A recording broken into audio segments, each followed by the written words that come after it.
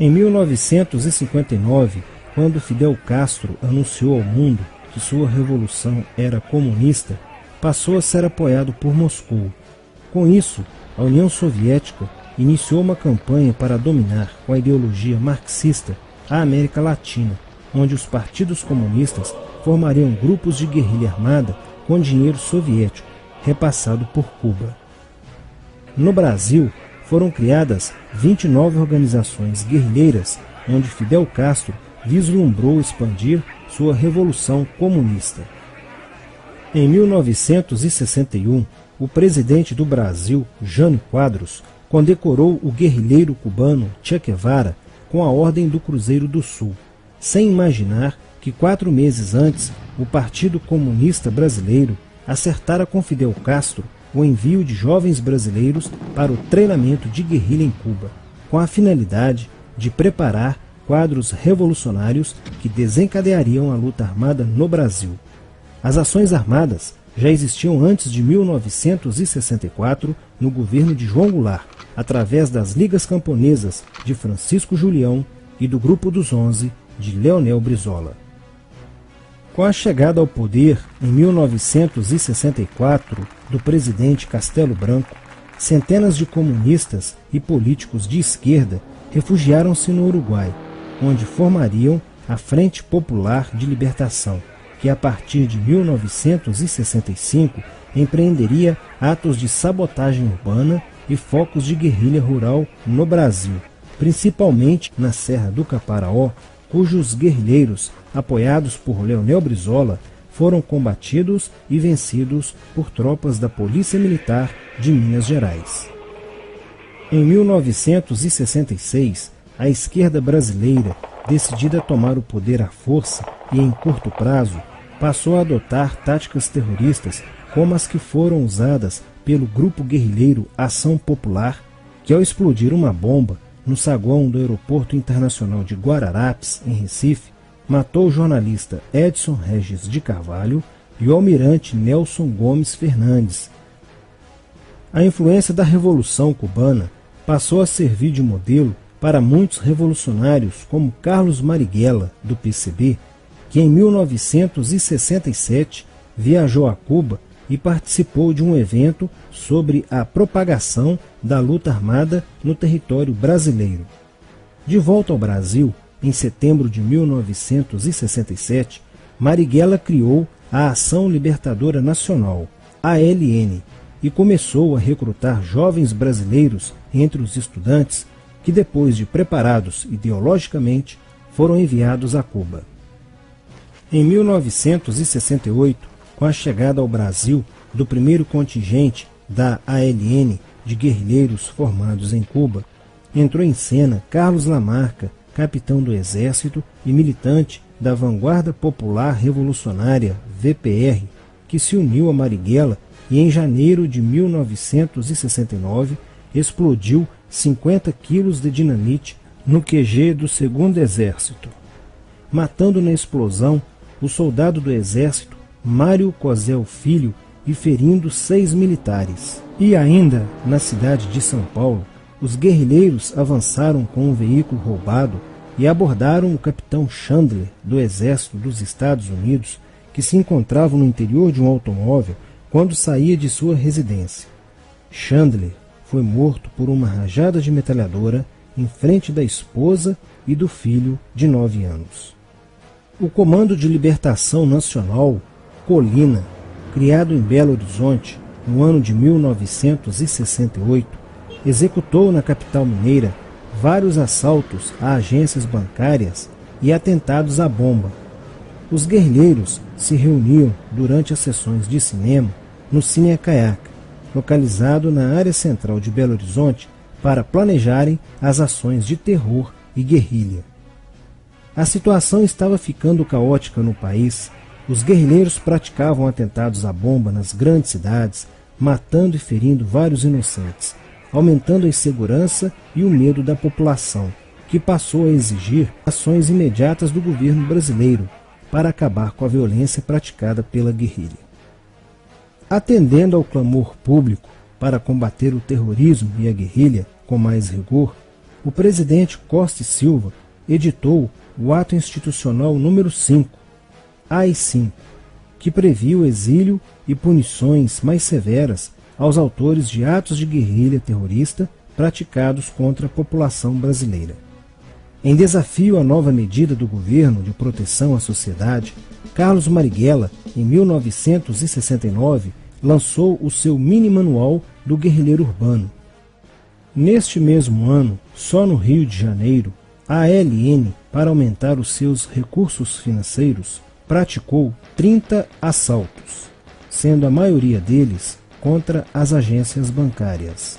E ainda, em 1969, a ALN, juntamente com o movimento revolucionário 8 de outubro, o MR8, sequestrou o embaixador dos Estados Unidos, Charles Burke. O sequestro foi sugerido pelo guerrilheiro Franklin Martins. Os guerrilheiros exigiram a libertação de 15 presos políticos, dentre os quais se encontrava José Dirceu. A exigência foi prontamente atendida pelo governo militar. A ALN estava prestes a sofrer um grande golpe quando Marighella começou a cair. Após a prisão de um militante de sua organização, no dia 1º de outubro de 1969. Os dados fornecidos pelo militante da ALN preso coincidiram com informações prestadas por outro militante da VPR, que também denunciou o envolvimento de vários religiosos com grupos de guerrilha, entre eles Frei Beto. Quando Frei Fernando e Frei Ivo, também envolvidos com os grupos guerrilheiros, foram presos e logo após interrogados, os religiosos entregaram o ponto de contato de Carlos Marighella, na cidade de São Paulo. No dia 4 de novembro de 1969, o ponto foi cercado pela polícia, onde Marighella, percebendo o cerco, reagiu e foi morto. Depois da morte de Marighella, centenas de guerrilheiros foram presos e mais de 300 armas apreendidas. 2 sequestros de diplomatas, o embaixador alemão Enfield von Hollenberg e o cônsul japonês Nobuo Okushi, foram feitos às pressas, para libertar os guerrilheiros que continuavam presos. Inspirados no marxismo cultural, vários militantes da esquerda brasileira iniciaram a estruturação de uma organização que se infiltrou nas faculdades brasileiras, bem como no meio artístico e cultural, e principalmente nas edições de jornais, setores estes com grande poder de influência sobre a formação da opinião popular. Durante as manifestações, vários militantes comunistas, usando armas de fogo, eram infiltrados no movimento estudantil e disparavam contra os manifestantes, na intenção de colocar a opinião pública contra o regime militar. Com a morte de Marighella, Lamarca havia assumido a posição de líder mítico, que sustentava a esperança na vitória comunista. Em 1970, quando o embaixador suíço Giovanni Butcher foi sequestrado, o governo se recusou a soltar os presos da lista apresentada pelos guerrilheiros. Depois de 40 dias de sequestro, os guerrilheiros quiseram matar o embaixador suíço. Porém, o governo militar cedeu e as exigências dos guerrilheiros sequestradores foram atendidas, preservando a vida do diplomata. Na cidade de São Paulo, o cerco sobre a vanguarda popular revolucionária, liderada por Carlos Lamarca, estava se fechando. Isso fez com que Lamarca fugisse para o Vale da Ribeira e montasse um campo de treinamento para a guerrilha. Na tentativa de descobrir este campo, tropas da Polícia Militar do estado de São Paulo foram deslocadas para a região. No dia 8 de maio de 1970, um pelotão comandado pelo tenente da Polícia Militar, Alberto Mendes Júnior, foi emboscado e rendido por guerrilheiros da VPR. O tenente Mendes foi feito refém e obrigado a seguir com os guerrilheiros na direção de Sete Barras. Depois de um dia e meio andando pela mata, Lamarca formou um tribunal revolucionário e decidiu matar o tenente Mendes, que teve o crânio esmagado por coronhadas de fuzil desferidas pelos guerrilheiros Diógenes e Fujimori. Apesar do cerco, Lamarca conseguiu escapar e em 1971 chegou ao sertão da Bahia. Depoimentos de guerrilheiros presos em Salvador levaram o exército ao esconderijo de Lamarca, que, estando armado de metralhadora, reagiu à prisão e foi morto. Após a morte de Lamarca, o número de militantes presos era bem maior que o número de guerrilheiros em ação no Brasil. Os guerrilheiros, percebendo que o cerco estava se fechando, passaram a sequestrar aviões comerciais e obrigar o piloto a desviar para outro país, onde pudessem se exilar. 4 desses aviões foram desviados para Cuba. Os guerrilheiros comunistas estavam perdendo a guerra. Os militantes que abandonavam as armas eram acusados de traição nos tribunais vermelhos e executados pelos próprios companheiros, em atos de justiçamento. Já no início de 1971, o PCdoB conduzia o trabalho de campo na região do Araguaia, na divisa entre os estados de Goiás, Pará e Maranhão, com a missão de implantar um núcleo guerrilheiro que tinha por objetivo fomentar uma revolução socialista, onde centenas de guerrilheiros já haviam se estabelecido há pelo menos 6 anos.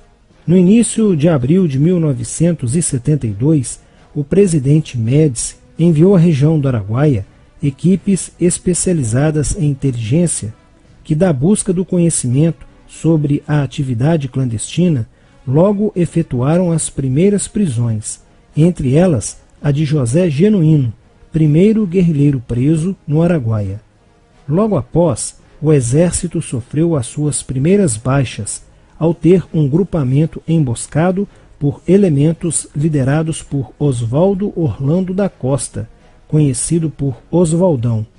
Isso fez com que o exército passasse a empregar tropas convencionais que cercaram toda a região do Araguaia.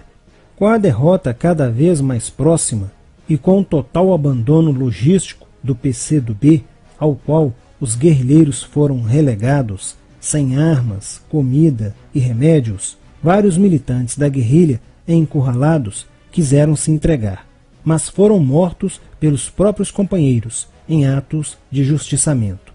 Após a morte de Oswaldão e o desmantelamento do comando militar da guerrilha, o cerco do exército se fechou sobre os rebeldes e vários guerrilheiros foram presos. Assim terminava o sonho da esquerda brasileira de transformar o Brasil em uma ditadura comunista. Mas a esquerda brasileira não desistiria de conquistar o poder e retornaria mais tarde com uma tática mais eficiente que a luta armada: o marxismo cultural.